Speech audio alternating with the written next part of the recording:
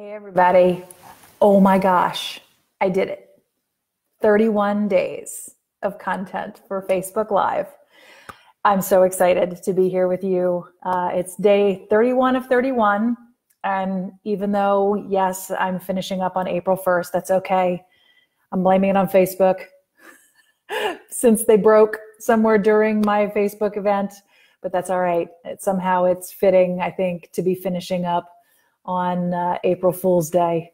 But this is not an April Fool's joke. I am doing my last of the 31 days, and it's been pretty incredible. So I wanted to share with you a little bit about what the experience has been like in terms of lessons learned on a couple of subjects or a couple of areas. Lessons learned technically, lessons learned about me, about generating content. I also want to share just some final thoughts and kind of what I'm thinking is next. I can tell you it will not be another Facebook Live event or session per day, at least not for April. This was good, but daily's a lot. So I'll be doing something different, I think. And then just, some final thoughts to leave you with on our last of these official days together. So first, I just want to start out with the technical. So as I told you all at the beginning of this, part of the reason that I was wanting to embark on this 31-day challenge was that I didn't know how to do Facebook Live. I knew that it was something that I should know how to do, should learn how to do, that it was a great way to be able to engage with you all, but I just didn't know how to do it. I hadn't taken that technical leap. And so I decided that I was going to set myself on this challenge, and my gosh, I'll figure it out. And I did. And it was a great experience. Some lessons learned for me, the ability to just figure out how all the different buttons worked, and also how to practice privately was a good lesson. You can't do a private live on a business page, but you can on a personal page. So I was able to do some really, goofy videos on my own personal page that nobody was able to see. I was able to delete them. So that was good. But that was a really good experience. And just kind of learning how, can I flip my camera in the middle of doing a Facebook Live? Can I screen share and, flip back and forth between screen share and showing my video? And the answer is no on that one, but figuring out then how to work around that. I do know that, and I think it has to do with the equipment that I have, but I do know that doing a Facebook Live from my laptop versus my phone, it's preferable, at least for me, to do it from my laptop. But I also know that I think some of that has to do with the equipment that I'm using when I'm trying to do it from my phone. My arm's just not quite long enough when I'm doing it, with my phone. So I need to figure that out. And that is one thing that I do know, is that I need to start researching. All right, I've figured out the basics. Now let's figure out some equipment to make this a little bit easier. So I'm a little less tethered to things. It'll make things like tours that I did easier. So some technical pieces there. I think interesting in terms of content. Honestly, part of the challenge for me for doing the 31 days was, can I come up with that much content, something every day? And you know what? It turned out that I was. I had something to say for 31 days. So that's good.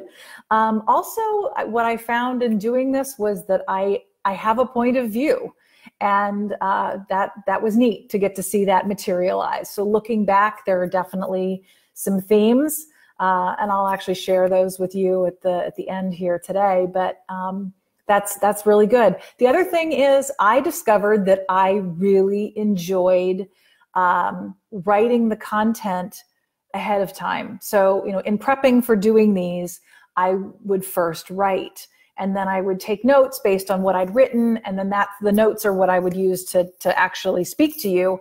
But I've got 31 documents of content that I've generated, and I really enjoyed doing that. And one of the things that I've thought about doing in the past was creating a blog. I even, in the first version of my website, I built a section for a blog, but then just never pulled the trigger on it. And I think that that's something, based on this experience, something I think I really want to do is actually write a blog. And so just because I enjoyed the process of creating the content in written form first so much, and I was surprised to learn that. The other thing, and I think this may be even as much, if not more important than the other two areas of lessons learned, is I did something scary, something I was really nervous to do. I didn't know how to do. It was something definitely out of my comfort zone. I did something scary, and I'm still here. I survived, and I came through the other end of it, and I think I'm better for it. I think I'm better prepared to be able to speak about organizing.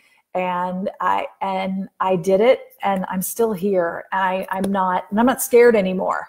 So that's the other thing. It's doing this has become the new normal for me, and that's huge. It's huge.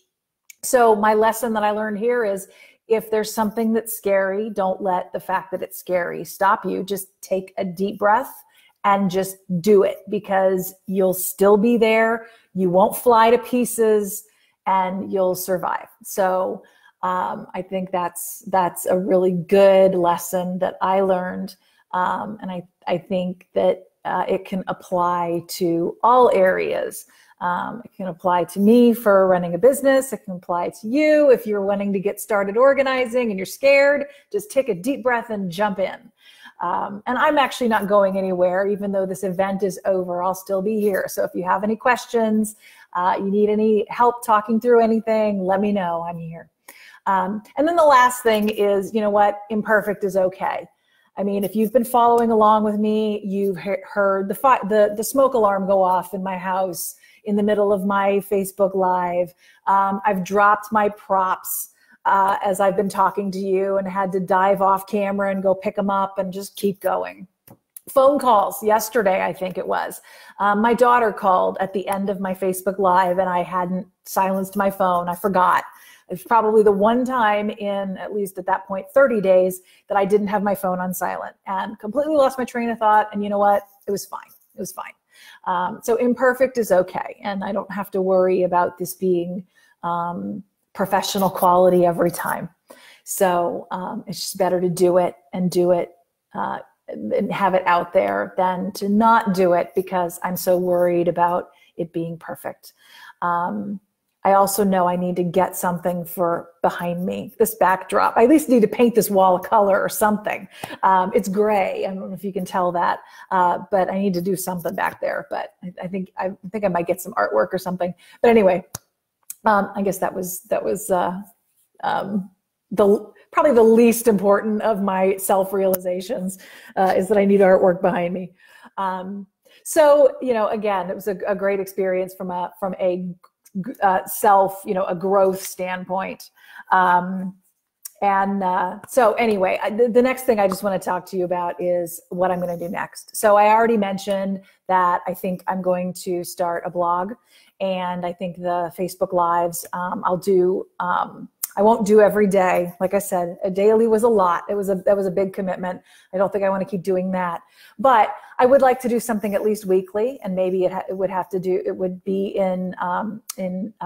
coincide with a publication of a blog post. I think that would be fun. And then I also want to just leverage this for more, less content presentation type stuff and just more thoughts and just share, more snippets of daily life with you on a more casual basis, less a presentation type thing. So I think that's kind of what I'm planning to do next.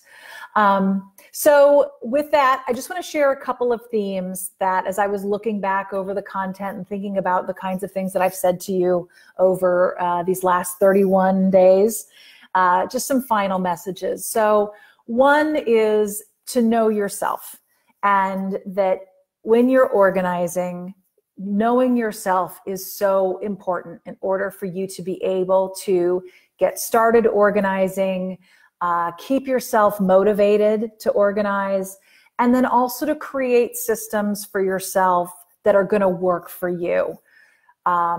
It was funny, I was talking to somebody earlier today, and we were just sharing our different perspectives on things in our lives. And I said, isn't it weird how different our brains are? Like, she was describing something that to me sounded so exhausting to think through. But then I organize my spices alphabetically and decant them and create matching labels. And for her, she was like, I'm never doing that. So it was just really interesting, to think about how different our brains are, how different our personalities are and our preferences. So really, as you're organizing, really dig into that. What's going to work for you?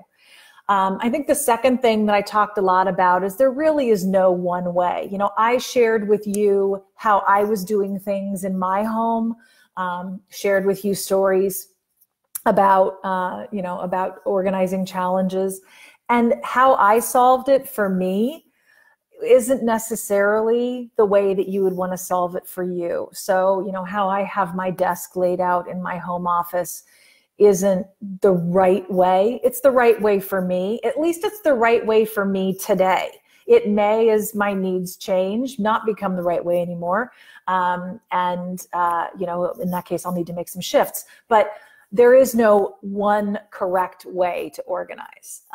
There's just the way that's going to work for you. So that ties back into the know yourself. Another important point, I think, is just to start somewhere, and it doesn't really matter where, but just start. Pick something. Pick a drawer. If you like to start small, if you like to start big, pick a big project. Some people really, they get motivated by by a large project. Other people are overwhelmed by that and want to start small. So, but start. That's the key. Pick something and go with it. And then the last thing, and this is something, I know I've mentioned multiple times, but I definitely want to encourage you, as you are thinking about organizing, to make sure that before you do any product purchases, to make sure that you've decluttered and that you have planned out the spaces where you're going to want to keep the items that you have remaining. So declutter and assign homes before you go buy product. And when you do go buy product, take a tape measure.